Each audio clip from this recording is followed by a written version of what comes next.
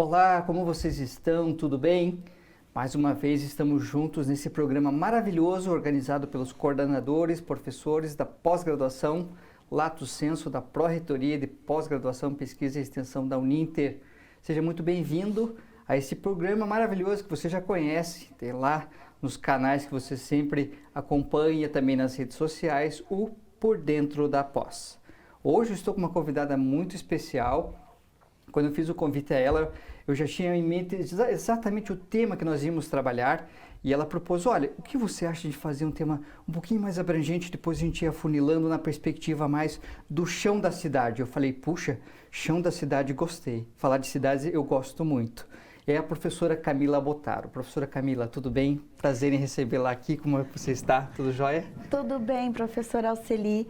Muito obrigada pelo convite. Eu fiquei muito feliz e muito lisonjeada de poder participar e conversar com seus telespectadores sobre um tema que eu gosto tanto, que envolve cidades, envolve moradia, envolve chão, terra, tudo aquilo que é tão importante e tão fundamental para a gente. Então, eu fiquei muito feliz em poder divulgar e estar aqui com você falando sobre isso. Muito obrigada. Nós também, professora. Muito obrigado a você.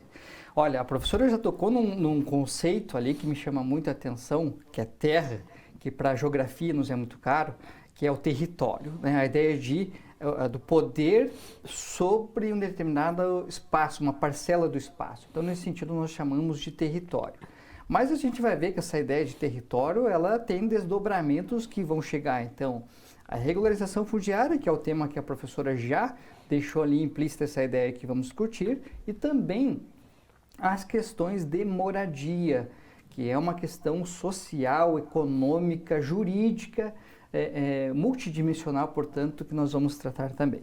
Antes disso, porém, eu gostaria de chamar a atenção para que a gente possa conhecer um pouquinho mais, haja vista que imagino que seja a primeira vez que a professora Camila vem aqui ao nosso programa, de conhecer um pouquinho mais da professora Camila, sabermos assim, como que a professora Camila primeiro se deparou com essa área. A professora Camila, a gente sabe, tem a formação toda na área jurídica, ela vai comentar um pouquinho sobre a sua trajetória profissional e um pouco mais ali adiante como que ela foi de repente se deparar com a carreira, né, a profissão docente. Professora Camila, então conta um pouquinho pra gente, primeiro, como que se deu esse contato, esse gosto pela carreira na área jurídica? Vamos começar por aí.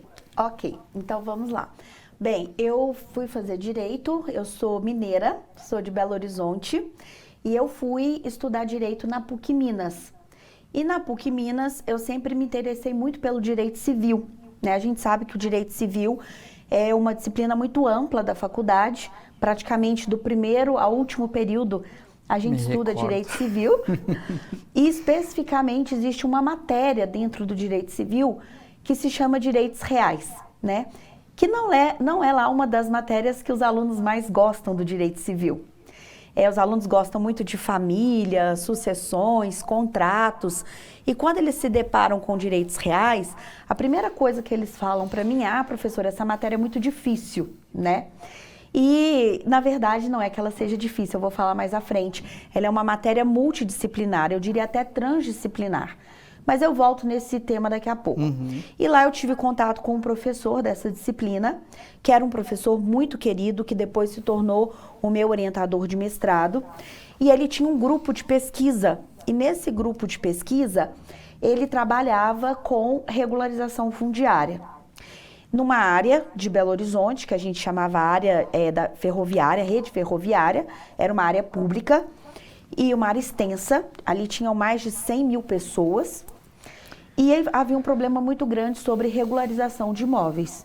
E foi ali então que eu fui me debandando, né, para os direitos reais, para a questão do direito urbanístico, do direito à moradia. Então eu me formei em 2005, sempre gostei muito da pesquisa, que foi o motivo pelo qual eu entrei no mestrado posteriormente. Antes disso, eu fiz a minha especialização em Direito Civil. Eu tive um tempo em que eu tive uma experiência fora do Brasil, então eu fiquei um tempo na França, estudei um pouco sobre as questões de direito civil, as questões de regularização de imóveis, né, a questão de direito à moradia. Me deparei com a situação de que o contexto, o cenário europeu de direito à moradia é completamente diferente do Brasil. Curioso para saber um pouquinho disso depois também. Inclusive com isso, eu agora tenho em mente, conversando recentemente com o meu orientador de doutorado, de que eu quero continuar as pesquisas e os estudos, né, no pós-doutorado, mas de países da América Latina. Porque não faz muito sentido, a gente acha tão legal estudar fora, ir para Espanha, Portugal, França e Itália, né, que é onde é o berço do direito civil, e estudar direito civil, mas na verdade o que nós temos hoje de direito à moradia no Brasil, nós temos que aprender, e os países que têm que aprender com a gente são aqui da América do Sul, porque aqui nós temos uma realidade urbanística, e você sabe bem disso, professor Alceli, a gente tem uma realidade urbanística muito parecida. Então, não faz muito sentido a gente ir para a Europa e estudar um contexto de moradia totalmente diferente. Então, assim, nesse ponto eu vou ter um pouco decepcionada. Claro que uma experiência de morar fora, de conhecer, aprender outra língua é maravilhoso. Mas nesse ponto, né, eu vou ter um pouco decepcionada, porque a gente tem uma estrutura jurídica muito diferente. E então entrei no mestrado, voltado para essa questão de moradia, para essa questão de direito urbanístico, de direito administrativo e de direito civil, trabalhando especificamente com regularização de áreas públicas, através de um instituto que chama Concessão de Uso Especial para Fins de Moradia, e agora então finalizando esse ano o meu doutorado nesse tema também. Então, como eu sempre gostei da pesquisa, sempre fui muito influenciada pela minha mãe, que é professora, né, que está aqui no estúdio com a gente. Nos acompanhando aqui. Está aqui me acompanhando, então sempre muito influenciada pela minha mãe, que é professora, sempre tive esse sonho de entrar em sala de aula. Entrei há 17 anos atrás e nunca mais saí. Estou aí até hoje, desse período, desses 17 anos em sala, foram 32 semestres, eu digo 32 porque eu tive 2 licenças maternidades, então não foram 34 semestres, foram 32 semestres, e desses 32 semestres, eu acho que quase que 25 ou 26 eu lecionei direitos reais. Então eu acabei tendo uma oportunidade muito grande de aprender ensinando. E eu acho que isso é muito importante. Sem dúvida. Existem várias pesquisas na área de neurociência, né, os estudos de neurociência, que mostram que os diferentes níveis de aprendizagem, como que o cérebro humano é capaz de aprender. Numa aula expositiva é um determinado grau, ao ler, ao escutar são graus distintos, mas o grau de maior absorção, de maior aprendizagem é quando nós ensinamos outro. Então, nós aprendemos mais quando nós ensinamos os outros. Então, eu compreendo bem essa perspectiva que a professora comenta, porque nós nos sentimos assim no desafio de, puxa, eu preciso preparar um conteúdo, preciso organizar um conteúdo para depois poder ministrar, discutir esse conteúdo, né? E muito bacana a professora comentar justamente essa relação de como que o ensino, essa emergência da docência, do ensino, surgiu pela pesquisa. Você vê como são indissociáveis, né? Ensino, pesquisa e extensão. Perfeito. Não é verdade? Que na pós-graduação eu acho que fica mais evidente ainda, porque a gente começa a ter mais proximidade com o trabalho de campo, a gente começa a sair da teoria e ir para a prática, a conhecer as pessoas reais, né? Quando a gente trabalha em sala de aula, a gente cita exemplos, a Maria, o João, e a gente vai para campo e a gente conhece a Maria e o João. Acha lá, Maria e João. E vê as necessidades, né? Então, isso assim, é muito legal. E isso que você falou, e tudo muito junto. Então, hoje, eu sempre falei isso, né?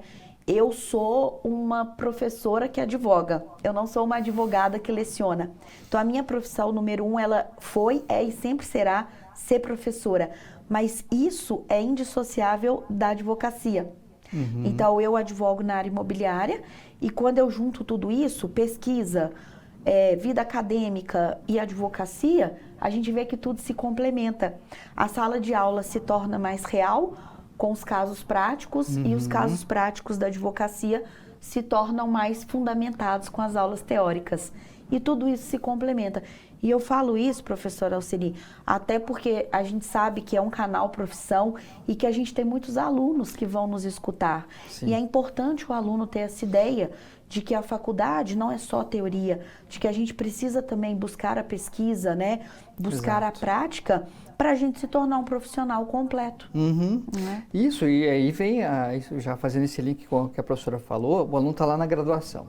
De repente aparece um edital no setor de pesquisa de programa de iniciação científica. Está ali, você está aprendendo dentro de uma graduação, vamos supor o direito, e de repente abre o edital de iniciação científica e já se insere na pesquisa. Sim. De repente já vem um projeto de extensão, já vai a campo também. E eu diria o seguinte, prof. O aluno sente, o aluno que está lá na sala de aula, ele percebe na capacidade do professor a diferença que faz aquele que tem o chão na prática, a realidade dos casos que se apresenta de modo prático. O aluno absorve, aprende muito mais com esse modelo, né, com esse tipo de professor. Eu quero aproveitar, pegar esse gancho que a professora comentou, então, já afunilando um pouquinho, né, saindo um pouquinho já então da trajetória da professora Camila e já abordando uma temática mais específica. A prof falou dos direitos reais, que os direitos reais têm essa perspectiva que muitos alunos vão considerar difícil, talvez, um tema assim, não muito conhecido, mas quando se depara com ele, começa a tomar conta de uma realidade diferente. E ela é difícil, ela é ao mesmo tempo interdisciplinar, transversal. Conta mais sobre isso aí pra gente. Então, direitos reais, meu orientador de mestrado, professor Adriano Stanley, lá da PUC Minas, ele tinha essa frase, eu sempre repito, mas a frase não é minha. Direitos reais sempre foi visto como o patinho feio do direito civil. Aquela área do direito civil que ninguém quer estudar. Aquela área do direito civil que ninguém quer trabalhar muito com ela. Então, o que acontece hoje? Quando a gente vai estudar direitos reais, a gente tem como temática principal o direito de propriedade. E aí já começa uma grande discussão, porque eu gosto muito da teoria de um professor de direito constitucional, um constitucionalista, né, que chama José Afonso da Silva. Ele fala que no Brasil a gente não tem um direito de propriedade, a gente tem um direito das propriedades. Então, se você pensar bem, a propriedade, ela vai estar presente em diversas áreas do direito. Então, por exemplo, no direito constitucional, a propriedade é um direito fundamental, né? No direito urbanístico, você trabalha a propriedade urbana. No agronegócio, se fala muito da propriedade rural. No direito civil, a gente trabalha a propriedade privada. No direito administrativo, a gente trabalha a propriedade pública. E se você for ver, até no direito penal, a gente tem um crime de dano, que é uma lesão à propriedade. Claro que aqui a gente está falando de uma propriedade imóvel, mas é uma propriedade. Então, o professor José Afonso da Silva, ele fala que no Brasil a gente tem uma tese das propriedades. Não existe um direito de propriedade específico. E considerando que o maior direito real que a gente tem hoje no Código Civil é a propriedade, só por aí, né, já conclui o quanto a matéria é uma matéria interdisciplinar. E quando a gente vai estudar a propriedade no campo do direito real, que é uma matéria do direito civil, obviamente a gente vai tratar de qual propriedade? A gente vai tratar basicamente da propriedade que historicamente foi tratada pelo Código de 16. E a gente tem que lembrar que o Código Civil de 16, ele era um Código Civil burguês. Ele era um Código Civil liberal, ele era um Código Civil feito pela burguesia e para a burguesia. Então, qual era a propriedade tratada ali? Era a propriedade privada urbana, né? Claro que ali também no Brasil de 1916 a gente tinha um contexto rural, um contexto preponderantemente rural. Ainda, o Brasil era rural. Né, um país rural, mas isso com o passar do tempo, especialmente na década de 50, com o processo de urbanização acelerado, a gente muda para um contexto de propriedade urbana. Então, hoje, qual que basicamente é a propriedade do Código Civil? É a propriedade privada e a propriedade urbana.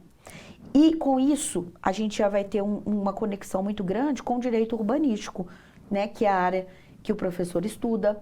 A gente vai ter um gancho com as diversas legislações que permeiam o direito urbanístico, como o Estatuto da Cidade, a gente tem o plano diretor de algumas cidades e a gente tem legislações estaduais e municipais que tratam dessa questão.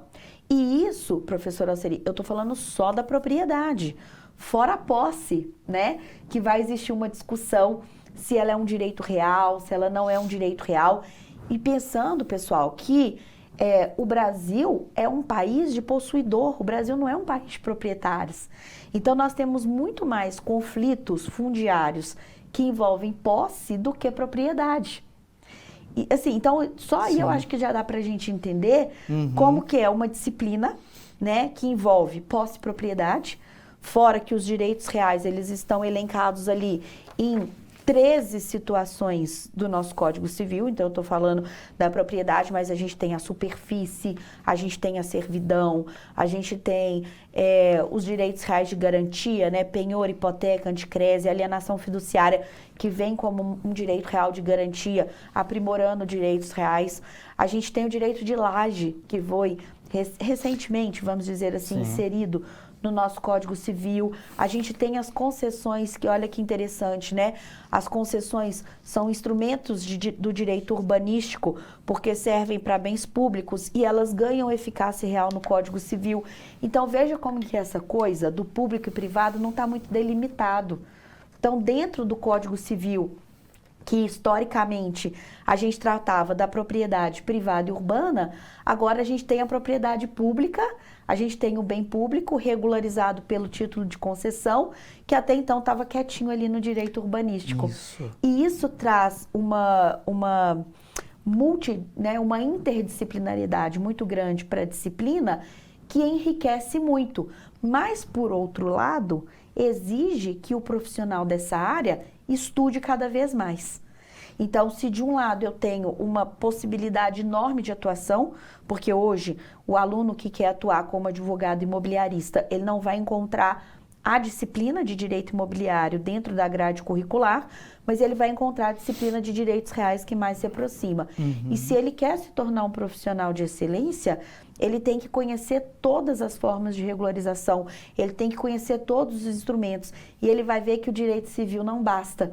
Ele vai precisar de ir para as outras áreas do direito, e não só do direito. A gente tem que ter uma noção mínima de como que valoriza um imóvel, a gente tem que ter uma noção mínima sobre georreferenciamento, né? Agora, atualmente, estou trabalhando num processo de retificação de imóveis, que eu preciso ter uma noção de georreferenciamento para verificar se o memorial descritivo foi feito de forma adequada. Claro que depois, no processo, a gente vai ter uma pessoa nos auxiliando nesse ponto, mas eu preciso ter uma noção mínima sobre isso. Então, quer dizer, o profissional que atua nessa área, ele não pode se bastar no direito real. Ele precisa buscar em diversos outros campos do conhecimento para ele se tornar um profissional de excelência. E a gente sabe que hoje o mercado, né, professora Alceli, exige isso. Exige que você tenha um conhecimento aprofundado e específico dentro de uma determinada área. Não existe mais aquele advogado generalista, né? Nunca existiu médico generalista. Então, a gente precisa cada vez mais conhecer, estudar dentro daquela área que a gente escolhe. E não importa se é direito imobiliário, se é penal, se é direito de família. A partir do momento que você faz uma escolha, você tem que ser o profissional mais atualizado dentro daquela escolha que você faz. Super concordo. Na medida que a professora foi falando, eu fui fazendo as conexões aqui, né? E agora compreendi essa ideia de ser transversal, né? Multidisciplinar. E aí me chamou a atenção do instrumento que a professora já comentou. Acho que no segundo bloco a gente consegue falar um pouquinho mais sobre ele, enquanto, né, o CUEM, né? A concessão para uso especial, né? Para fins de moradia. Enquanto Instituto do Direito Civil, em um momento, e talvez agora, né, como Instituto, vamos pensar assim, do direito público, né, algo que a administração pública tem que vir à frente, né. E aí outras coisas que a professora comentou, veja como são muitos aspectos de maneira, aí questões didáticas, questões de modelos, né, vamos pensar aqui. A professora citou muito bem ali a ideia de nós muitas vezes olharmos para fora no modelo europeu e não entendemos a rede complexa de relações que nós temos nas nossas redes urbanísticas nacionais aqui na América do Sul. E muitas vezes, muitas análises acabam fazendo isso de maneira equivocada, importando modelos europeus para compreender a realidade brasileira, por exemplo, né? Uma outra urbanização totalmente complexa. Mas eu acho que nós podemos aproveitar, fazer uma pausazinha de 5 minutos e voltamos daqui a pouquinho. Excelente, vamos falar um pouco mais sobre isso no próximo bloco. Já, já.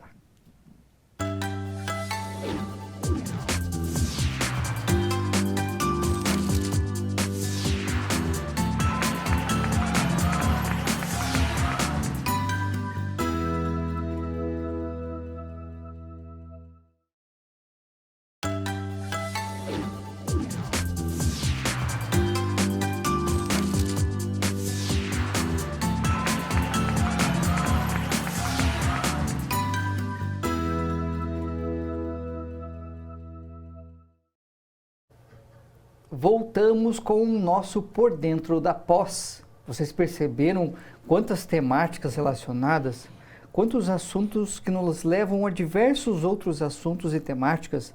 Nós já falamos aqui sobre até didática, interdisciplinaridade, do processo histórico brasileiro, né, do crescimento populacional, do crescimento das nossas cidades e da importância da questão da propriedade, se ela é privada, se ela é pública, como que nós tratamos disso, como que o Estado deve tratar disso, como que o direito olha para essas questões. Veja como a gente vai numa rede de discussão que envolve direito, geografia, história, e aí a gente vai da didática, interdisciplinaridade, as mais diversas áreas dentro da educação. Então, veja como é apaixonante esse tema que trata da propriedade, que trata da política urbana, que trata dos problemas urbanos. E falando nisso, professora Camila, já puxando para o nosso contexto nacional, a nossa urbanização brasileira, a professora comentou muito bem essa questão. Puxa, a gente precisa analisar mais os nossos problemas, não os europeus, os americanos, a Ásia também tem uma outra dimensão própria, né, de crescimento populacional, mas a nossa urbanização ela se deu de maneira muito rápida, acelerada, concentrada, sobretudo em alguns estados, e claro, isso gerou muitos desdobramentos e muitos problemas. E aí surge de novo, né, a emergência, a importância do direito para tentar, de alguma forma, mitigar, resolver esses problemas todos. Ainda, de novo, ligando a questão da propriedade, ou ainda, como bem falou a professora, da posse. Nosso território é imenso e fica claro que muitas vezes se estabelece inicialmente a posse, não a propriedade. E aí é que a professora enfatizou muito bem essa ideia de que nós temos muito mais posse do que propriedade. Puxando para esse assunto, professora, dos nossos problemas urbanos e dos instrumentos que nós poderíamos ter para tentar mitigar, a gente pode começar pela ampla questão da regularização fundiária, né? A gente poderia começar tratando desse tema. Sim, até porque se a gente for analisar toda a discussão a respeito da regularização fundiária no Brasil, a gente tem um processo extremamente complexo. E isso decorre do nosso contexto histórico, né? Nos estudos mais aprofundados sobre a história da propriedade, a gente volta lá no sistema de capitanias hereditárias e a gente vai ver que, inclusive, alguns processos de demarcação que nós temos hoje no Brasil são decorrentes ainda da época das capitanias, ainda de uma influência muito grande da doutrina católica no nosso sistema, porque nós tivemos dentro do momento histórico que os registros eles eram feitos pela igreja, então a gente tem, né, uma influência religiosa, a gente tem um contexto de colonização e tudo isso influencia na forma como nós temos o nosso contexto de política urbana e política rural hoje no Brasil. Eu não vou voltar tanto na história, mas vamos pegar aqui um período mais recente, de uns 50, 60, 70 anos atrás, quando a gente começa a ter um problema de um processo de urbanização acelerada no Brasil, em especial nas grandes capitais, né? Então, dentro desse sistema, a gente percebe, e hoje, inclusive, né, a gente tem um emaranhado de leis de política urbana no Brasil, e a gente percebe muitas vezes a dificuldade até da gente entender as leis. Porque a gente tem uma lei de regularização fundiária que revoga outra lei, que volta a outra lei. A gente tem um programa Minha Casa Minha Vida, que passa a ser Casa Verde e Amarela e volta Minha Casa Minha Vida. E tem fase 1, tem fase 2 e tal lei, medida provisória. Então, assim, você fica louco. Você não sabe. Segurança jurídica, né? Segurança jurídica e o que eu estava dizendo no bloco anterior, da importância do profissional, né, se atualizar. Às vezes ele fala assim, mas até por onde que eu vou me atualizar? Por onde que eu começo a me atualizar? É tanta lei, é tanta coisa que a gente tem uma dificuldade de falar sobre isso. Atrelado a isso, tudo que envolve moradia no Brasil depende também de políticas públicas. Então, não é só termos um arcabouço de legislações maravilhosas sobre direito à moradia. A gente também depende de políticas públicas que precisam efetivar esse direito. Então, é todo um contexto, né? Toda uma ligação para que a moradia seja efetivada. Só quero fazer uma pausa e dar uma dica, porque tem 2 livros que eu li, e eles não foram livros indicados para mim no curso de Direito, mas na época do colégio. e que esses livros, eles são, depois eu reli durante o meu mestrado, e que eu acho que eles são fundamentais para a gente entender um pouco dessa estrutura urbanística que a gente tem, né? Então, eu vou indicar esses 2 livros para quem quiser ler. Um é A Revolta da Vacina. Eu acho que esse livro, ele é fundamental para a gente entender os problemas que um processo de urbanização desenfreada causa. E o outro é O Cortiço.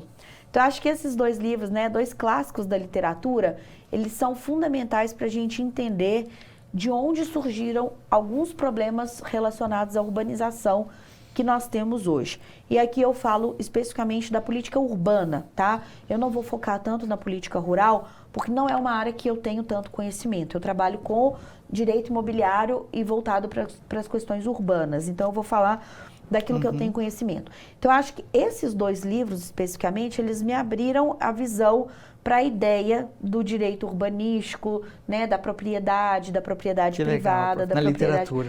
Na literatura. Você veja, né? Olha só para onde a gente está caminhando novamente, né? Você vê como são temas realmente intricados com vários outros temas de outras áreas do conhecimento que não só o direito. Exatamente. Lá na literatura vim buscar algo e trouxe aqui para o direito, tanto que na minha dissertação de mestrado e na tese de doutorado são 2 obras que eu cito assim há vários momentos, sabe? Para mostrar exatamente essa problemática que decorrente de uma urbanização acelerada, desenfreada e muitas vezes sem política pública adequada. Então, assim, voltando a essas questões, hoje eu poderia ficar aqui durante o nosso dia inteiro falando de leis, tá?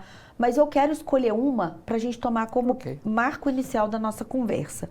E essa lei, ela vai ser a Lei 13.465. Por quê? A Lei 13.465 foi a lei, mais uma das legislações de regularização fundiária que a gente tem no Brasil, mas que vamos dizer assim, além de ser uma das mais atuais, é uma lei organizada. Por quê? Porque ela vai trazer, dentro dos procedimentos de regularização, ela vai trazer no artigo 15 um rol de medidas de regularização que nós temos. E, afinal de contas, o que seria essa regularização fundiária? Nada mais é do que um conjunto de instrumentos, e aí nós temos tanto a regularização fundiária urbana quanto rural, eu estou falando basicamente da urbana. Então, a regularização fundiária urbana é um conjunto de instrumentos que nós temos, que estão elencados ali no artigo 15 da Lei 3.465, que vai trazer modalidades de titulação das pessoas. E nas hipóteses em que não é possível a titulação da propriedade, vai trazer formas de regularização a garantir segurança à moradia. Então, o que está por trás da regularização fundiária urbana é garantia de moradia. E aqui moradia no sentido amplo, porque a gente tem regularizações de moradia, de comércio, considerando que o comércio muitas vezes vai ser fundamental para essa estrutura urbanística, para a economia, para os impostos, para o trabalho. Então, estou falando aqui de um conceito mais amplo de regularização. Então, esse conjunto, esse emaranhado de medidas e de instrumentos que nós temos, levam ao mesmo objetivo, que é garantia da moradia digna e garantia da função social da cidade. Sim, aí a gente está falando lá da nossa Constituição, né? Isso. É a função social da propriedade. Isso. Aí a gente vai falar da função social da propriedade, que está prevista ali no artigo 5º da Constituição, que inclusive o inciso 23, ele fala que a propriedade, ela só é um direito fundamental se ela cumprir uma função social. Então, não é aquela história, a propriedade tem função social, a propriedade é função social. E aí, aonde que eu vou encontrar os requisitos dessa função social? Se eu estiver falando, por exemplo, de função social da propriedade urbana, lá no Estatuto da Cidade. Eu vou ter diversas, ou até na própria Constituição, né, quando, ali no artigo 181, 182 da política urbana, depois lá no artigo da política econômica, da política tributária. Então, eu tenho diversas diretrizes para definir o que é essa função social da propriedade urbana. Eu nunca vou conseguir conceituar, porque a função social não é uma regra, é um princípio. Então, eu nunca vou dizer função social é isso, mas eu consigo trazer elementos para dizer, olha, a propriedade urbana privada, ela cumpre função social quando ela faz isso, isso, isso, isso. Ou a propriedade, a propriedade urbana pública, ela cumpre função social quando ela faz isso, isso, isso, isso. Então, eu tenho alguns instrumentos que direcionam isso, atrelados a esses instrumentos legislativos, uma política pública do executivo, o judiciário, que muitas vezes vai trazer alguns conceitos, definir alguns conteúdos de função social, e o nosso papel, que é conscientizar as pessoas da forma e do uso adequado da propriedade. Então, veja, é um trabalho que depende de todo mundo. Não é um trabalho que depende só do Poder Executivo ou só do Poder Legislativo. Todos nós estamos envolvidos na concretização dessa função social, que no final busca uma moradia digna, um trabalho com segurança, né, um comércio, uma empresa com segurança. Então, tudo isso está voltado para a ideia, né, que a nossa Carta Maior traz, que é a função social da propriedade.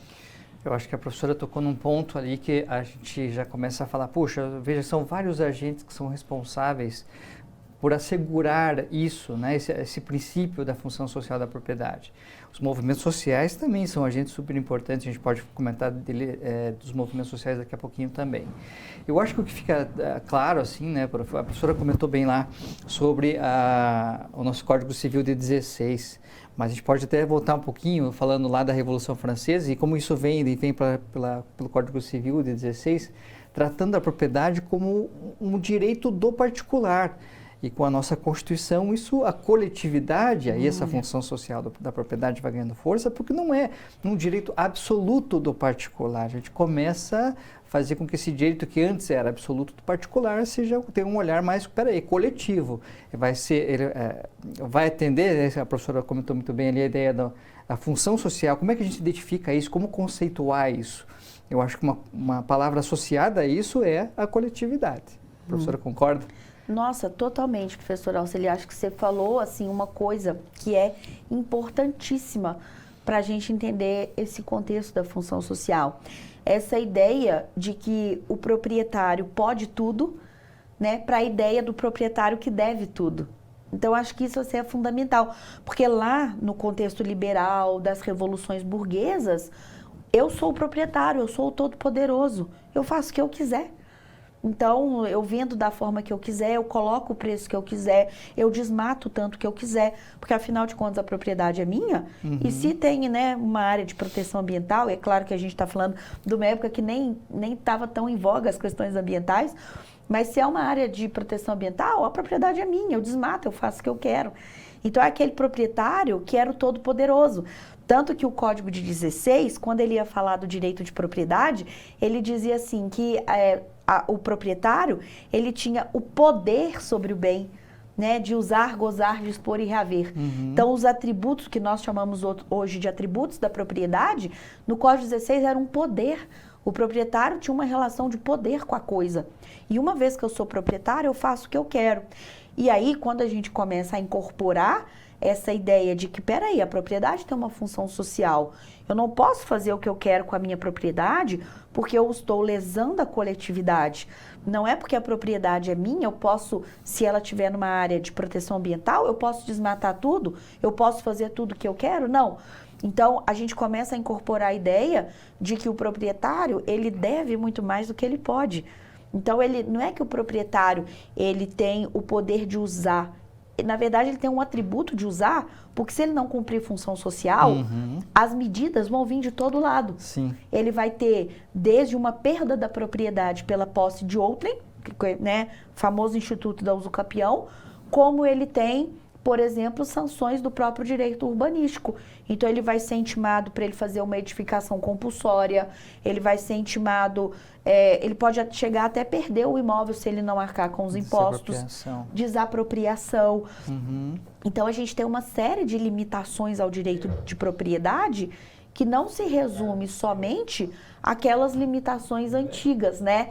Aquelas limitações clássicas do direito da vizinhança, aquelas limitações que envolviam os particulares, mas limitações que envolvem a todos nós, a toda a coletividade. Exatamente, professor. Eu queria pegar bem nesse ponto da coletividade, porque isso abre justamente para um tema central, um dos instrumentos da política urbana muito muito próprios nesse sentido, que é a CUEM, né? A famosa concessão de uso especial para fins de moradia, como sendo um dos instrumentos muito importantes do Estatuto da Cidade, no tocante a essa questão da coletividade, por justamente confrontar, ou vamos pensar assim, abranger essa questão da posse.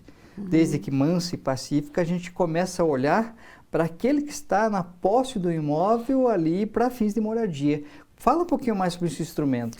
Ótimo, vamos lá, que é um que eu adoro falar sobre ele, né? Meu tema de pesquisa. Então, assim, a CUEM, Concessão de Uso Especial para Fins de Moradia, é um dos instrumentos que está previsto lá na Lei 13.465 de regularização de áreas urbanas.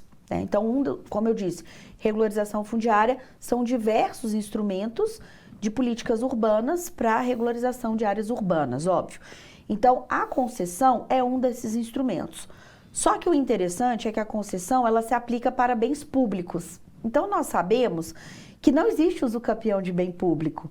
Nós sabemos que a nossa Constituição traz essa vedação. Então, quando uma pessoa ela entra no imóvel público, ela pode cumprir toda a função social, ela pode ficar lá por 50 anos que ela não vai poder adquirir a propriedade pelo decurso do tempo. Por quê? Porque a nossa Constituição traz a impossibilidade da usucapião de bem público.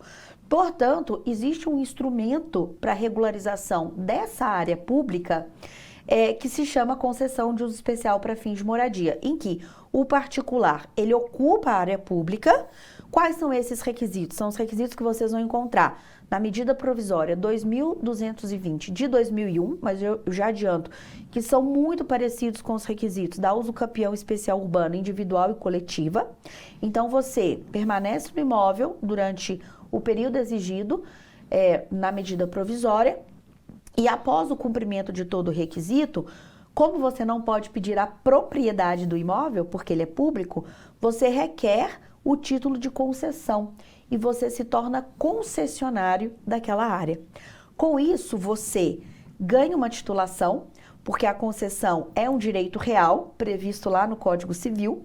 Então, você se titula pela concessão, você se torna um titular de direito real, que é o titular da concessão, o concessionário, e com esse título de concessão, abre portas para que você possa ter relações negociais em relação a esse imóvel. E isso é importante, né? Porque o que um titular de um direito quer é a possibilidade de ter relações negociais com esse bem. Então, com o título de concessão, você fica mais seguro, aí trazemos a ideia de segurança jurídica, de que aquele imóvel é seu, de que o poder público não vai te tirar dali, de que você tem uma documentação registrada junto ao cartório de registro de imóveis para garantir aquela área. Você pode, inclusive, usar o seu título de concessão como objeto de hipoteca. Então, eu quero ir no banco e eu preciso de um dinheiro emprestado para reformar o meu imóvel. O seu título de concessão pode ser objeto de hipoteca. Você pode contemplar alguém em testamento com o título de concessão. O código, inclusive, aliás, a medida provisória, inclusive, fala que a concessão ela pode ser transmitida inter vivos, então você pode negociar essa concessão, né, doar essa concessão. Enfim, existem diversos mecanismos que a partir dessa titulação você tem sobre o bem público.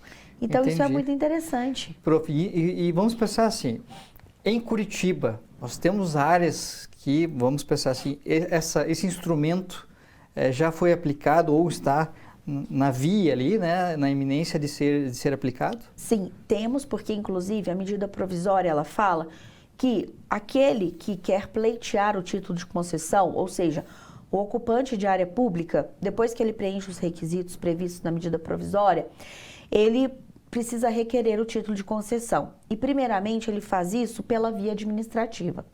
Então ele vai até a via administrativa, né, que hoje em Curitiba a gente não tem uma porta de entrada, mas isso se faz muito pela Coab, né? Então ele vai até a via administrativa, ele faz o requerimento do título de concessão e lá ele pode ter o pedido procedente ou não. Caso o pedido dele não seja reconhecido, ele tem a possibilidade de ir para a via judicial. E se nós, por exemplo, fizermos tanto uma pesquisa na via administrativa quanto na via judicial, a gente encontra já decisões nesse sentido. Então, nós temos já algumas áreas que já foram regularizadas pela via da concessão e temos pedidos em andamento, tanto na via administrativa quanto na via judicial, já aqui em Curitiba. Interessante. Nossa, esse tema abre, né, no finalzinho, justamente abrindo para outras questões muito práticas do ponto de vista da gestão de cidades, da gestão democrática das cidades. Já visto que o Estatuto da Cidade dá esse instrumento poderosíssimo ao cidadão, né? Prof, mas o nosso tempo já acabou. Eu só quero pedir à professora para suas últimas considerações, divulgar os seus canais de comunicação, as redes sociais, por favor. Então, vamos lá. Se vocês quiserem se interessarem sobre esse tema, eu coordeno um grupo de pesquisa que é aberto para alunos de graduação, pós-graduação, para quem também já é formado, para quem tem formação em direito ou não, que é um grupo de pesquisa, né? Temos já a camisa, já fizemos trabalho em campo sobre regularização fundiária e concessão de uso especial para fins de moradia. Então, quem tiver interesse em participar desse grupo ou apenas conhecer institutos relacionados aos direitos reais, tem tudo no meu Instagram. Meu Instagram é @profcamilabotaro, Botaro com 2 T's. Então, vocês podem me chamar pelo Instagram, eu respondo direct. Os nossos grupos, né, de pesquisa, frequentemente, o nosso grupo de pesquisa, frequentemente, ele tem vagas abertas para que os alunos possam participar, para que os alunos possam interagir, fazer com a gente tanto trabalhos teóricos quanto trabalhos de campo. Então, eu fico à disposição para vocês me chamarem no Instagram e sanarem quaisquer dúvidas que vocês tiverem lá. Professora Camila, muitíssimo obrigado. Venha sempre, é sempre muito bem-vinda. Muito obrigada. Obrigada, professora. Muito obrigado a você também pela audiência nesse programa Por Dentro da Pós. Até a próxima.